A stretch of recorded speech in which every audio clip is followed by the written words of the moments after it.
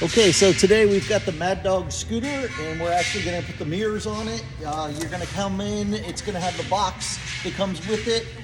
It's all sealed up, so you go ahead and take out your mirror that's in there, pop it right on out. You've actually got a 5mm Allen wrench.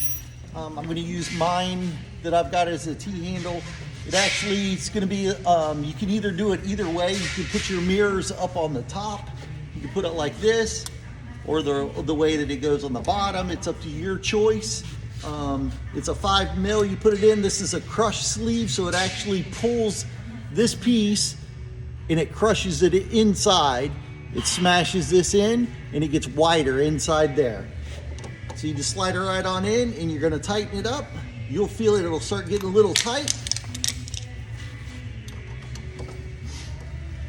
And it'll start pulling it towards you.